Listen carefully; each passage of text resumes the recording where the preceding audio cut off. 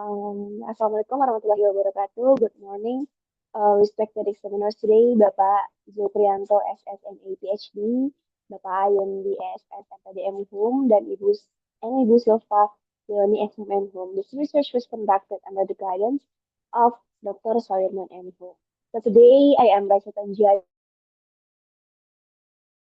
proudly present my thesis titled A Transderivative Analysis of Sunak's War on Terror Speech. So before we go to the result, let's review some background of this research. As we know, language plays a very important role in political speeches, especially when we're discussing or when we addressing sensitive issues like terrorism. In this study, I analyzed the speech of former UK Prime Minister after the Israel and also the Palestine conflict or terrorist attack that happened at there. Sunak's speeches reflect a global narrative on terrorism, showing it as a shared threat that needs a strong international response. Because of that, we move to the next step, and this is the framework. This research is based on systemic functional linguistics, or we can say it's SFL, specifically in transitive structure, which looks language can how language is a choice, how language can create a meaning, and the framework occurs on three main meta functions. There is textual, the personal, and also ideational. And alpha focus in ideational meaning in how experience are represented in the language. So in the study, I used translative structure to understand how Sunak deliver his message about the conflict. Okay, jump into the next slide. I focus uh, main research question. The first one is what types of transitive structure are used in Rishi Sunak's speeches? And the second one is how do this transitive structure help us understand Sunak's message about the Israel and also the Palestine conflict? So before I present my result, let me make clear how I can get the result. I will explain the data and also the methods I use in this research. First, the data come from three YouTube videos of Hisuna's speeches about the Israel and also the Palestine conflict. So why these videos are chosen? Because this video were chosen by their focus on terrorism and also the international security. So I manually transcribed the speech into the written text for analysis, and after that, each speech was divided into the clauses and also the complex clause. So actually, this analysis is not just limited in final clause. We also analyze like undefined clause or some dependent clause. I analyze that, and after that, I categorize the clauses into the tables for detailed analysis.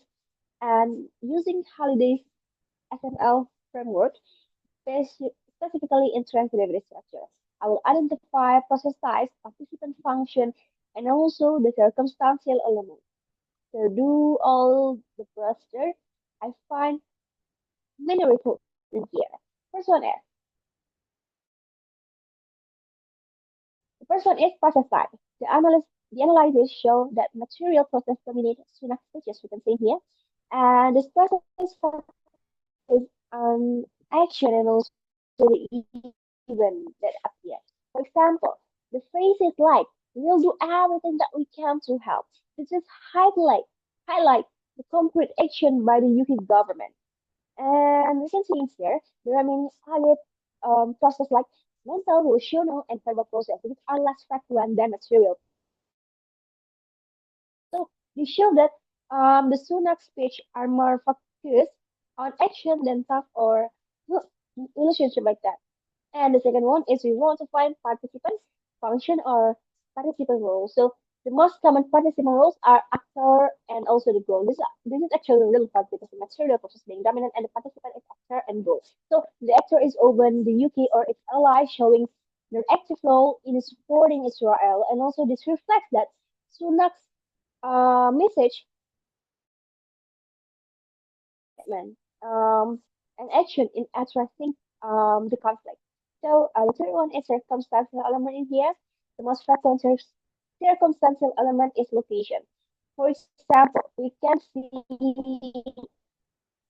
in these phrases like on the ground, on Israel darkest hour. This actually emphasizes the specific place and also the time. So this helps to create urgency and also shows the UK's involvement in real world based on the findings that we find. You can see that Sunak actually condemned Hamas and framed Hamas as uh, aggressors because when he support Israel, he doing active. He make what we can say that he make he make UK as an active participant, but when he wants to Hamas as terrorists, he makes being the passive construction. Also, he emphasized the UK support for Israel through the comfort actions.